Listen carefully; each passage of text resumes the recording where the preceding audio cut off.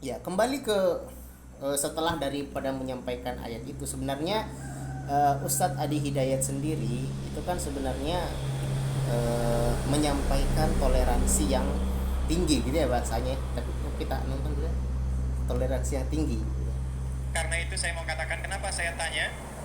Saya ingin tegaskan dari Umri kita ingin memberikan inspirasi toleransi beragama yang tinggi, bahwa perbedaan keyakinan itu tidak menghalangi kita untuk semangat belajar, membangun hubungan baik dan bekerja sama untuk mensukseskan kampus kita demi negeri kita dan demi kesatuan negara Republik Indonesia yang kita cintai. Sepakat? Oke, masing-masing 1 juta rupiah. Oke, ya di situ tadi Ustadz Adi Hidayat sama ya. Dia menyebut upaya untuk memberikan inspirasi toleransi yang sangat tinggi. Ya, artinya tinggi dalam artian ini ya Islam baca kitab, Nasraninya juga baca kitab. Ya, ini artinya toleransi tingkat tinggi. Tapi sejauh yang kita ketahui atau masyarakat ketahui, toleransi antara umat beragama itu umumnya dari sisi muamalah, itu yang kita pelajari. Tapi ini beberapa hari terakhir ini mulai dari datangnya Paus ya Fransiskus sampai ini Uwah ya dengan tadi itu sama-sama membacakan kitab itu menimbulkan kontroversi di tengah-tengah masyarakat karena memang persoalan akidah itu adalah persoalan yang sangat sensitif. Indonesia mungkin dikenal dunia sebagai ya, negara yang tolerannya itu sangat tinggi padahal ya di dalam masyarakatnya itu masih ada yang berdebat saling caci, saling maki, ya debat lintas agama. Itu lihat saja tuh di TikTok itu banyak sekali. Kalau kita merujuk ke firman Allah Subhanahu wa taala ya dalam surah Maryam ayat ke-88 sampai 92 ini kan ayatnya per ayat kan pendek-pendek. Wa qalu takhadar rahmanu walada. Ya, dan mereka berkata Tuhan yang Maha Pemurah. Ya, mereka yang dimaksud ini adalah non muslim, yaitu mengatakan Tuhan yang Maha Pemurah itu punya anak. Ya. Walaqad ji'tum syai'an idda. Sesungguhnya mereka itu sudah mendatangkan sesuatu perkara yang sangat-sangat mungkar. Takadus samawatu, hampir-hampir saja itu langit ya yatafattarna minhu, itu hampir pecah gara-gara mendengar ya argumen orang-orang seperti itu ya orang-orang non muslim yang mengatakan Allah punya anak. Watan syakul ardu, dan hampir-hampir saja bumi ini meledak terbelah ya. Watakhirul jibalu hadda, dan juga hampir-hampir gunung itu roboh semuanya ya hanya karena ya mereka ya orang-orang non muslim mengatakan Allah itu punya anak ya. Wama yang bagi lirrahmani ayyattakhidha walada, dan tidaklah layak ya bagi Allah Tuhan yang Maha Pemurah, Maha Pengasih itu memiliki anak ya seperti itu. Artinya ayat ini menjelaskan kepada kita bahwa ada ekspresi, ada respon yang harusnya kita kita sampaikan juga kepada non muslim bahwasanya ketika kita mendengar dari mereka langsung kepada kita, mendengarkan kepada kita bahwasanya Allah itu punya anak tunggal seperti yang disebutkan nonis tadi ya, maka kita harus memberikan respon ya sebagaimana langit merespon, bumi merespon, apalah gunung-gunung juga merespon. Apa responnya itu tadi yang runtuh, yang terbelah, hancur itu kan, langit pecah, itu responnya. Nah, kita sebagai makhluk ya manusia yang artinya diturunkan Al-Qur'an, yang bisa memahami Al-Qur'an, maka juga memberikan respon. Ya, responnya apa? Ya sampaikan bahwasanya Allah itu tidak punya anak menurut daripada umat Islam. Tapi entah ini apakah karena sungkan atau apa atau bagaimana, tapi kita nggak tahu ya. Tapi Wah sendiri yang tahu.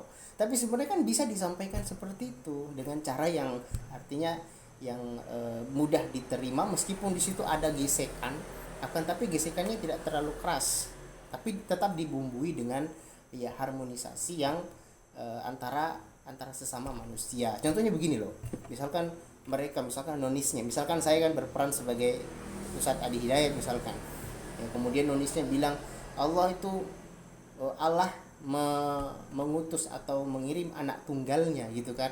Nah, maka saya jawab, di dalam Al-Qur'an Isa itu hamba loh.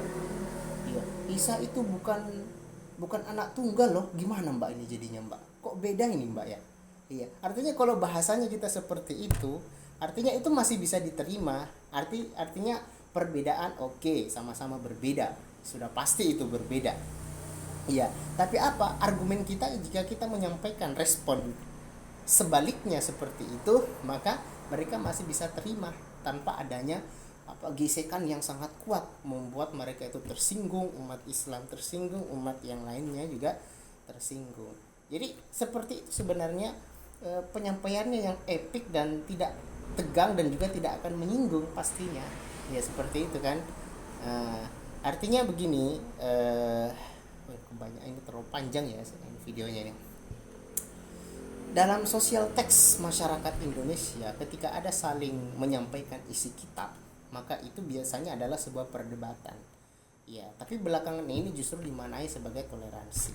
Artinya kedepannya nanti akan ada agenda-agenda di mana masing-masing tokoh Islam membacakan kitabnya, nonis juga membacakan kitabnya. Inilah hal yang sebenarnya diharapkan juga masyarakat untuk terbiasa, tapi nyatanya masyarakat tidak bisa terbiasa seperti itu. Karena apa? Karena mereka itu umumnya dalam bertoleransi dalam antar umat beragama adalah antar agama, beda agama adalah dalam bentuk muamalah saja, bersikap baik, berakhlak baik sama mereka.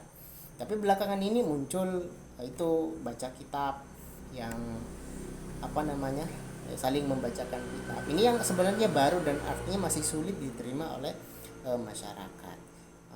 Jadi sebenarnya UA ini ingin memberikan inspirasi toleransi yang tinggi, ya. Tujuannya apa? Untuk membangun hubungan baik. Tapi yang sebelumnya itu kan membuat kontroversi yang sangat besar di tengah-tengah masyarakat. Ya. Tujuan lainnya adalah untuk meningkatkan hubungan baik di kampus, ya, karena memang pada saat itu kan kampusnya itu Universitas Muhammadiyah Riau kan.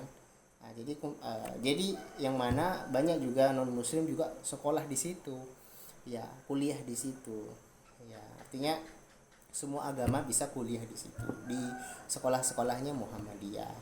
Nah, dan juga sebelumnya Muhammadiyah kan ini kan sudah besar, jadi kiprahnya Muhammadiyah ini semakin kosmopolis, artinya bisa membentuk hal-hal yang baru, varian yang baru, yang seperti yang mereka sebutkan itu ada di ada itu di spanduknya di belakang itu tulisannya Kristen Muhammadiyah, jadi singkat jadi Krismuha, tapi bukan Muhammadiyahnya jadi agama Kristen, tapi maksudnya itu adalah di mana orang Kristen itu bisa menjadi simpatisan Muhammadiyah, ya, menjadi pendukung Muhammadiyah, gitu kan. Artinya misalkan begini, kalau umat Kristiani sekolah di Muhammadiyah kan mereka bayar SPP, bayar uang pembangunan, artinya dananya itu kan kembali ke umat Islam kan, seperti itu, untuk dana-dana pendidikan. Ini sebenarnya sama seperti Abu Thalib, pamannya Nabi yang menjadi simpatisannya Nabi Muhammad Rasulullah, ya, sampai mati tetap menjadi simpatisannya Rasulullah SAW. Ya, bahkan Abu Thalib menentang orang-orang yang berbeda, yang seagama dengannya, ya, orang-orang Quraisy seagama dengannya demi melindungi Rasulullah SAW yang sudah jelas-jelas berbeda agama dengan Abu Thalib, ya, keponakannya sendiri, gitu kan, atau kemenakannya sendiri, ya. Jadi seperti itu. Dan juga bagaimana supaya adanya program ini Kristen Muhammadiyah ini juga menjadi interaksi yang intens antara siswa muslim atau mahasiswa muslim dengan mahasiswa Kristen dalam lingkup pendidikan, ya, atau sekolah-sekolah Muhammadiyah. Jadi mungkin, ya, ini menjadi salah satu strategi dakwah Muhammadiyah kepada non muslim, bagaimana mengajak nonis itu sekolah di sekolahnya Muhammadiyah, dan di situ umat Islam menampilkan akhlaknya yang bagus, akhlaknya yang mulia kepada umat nonis, seperti itu. Assalamualaikum warahmatullahi wabarakatuh.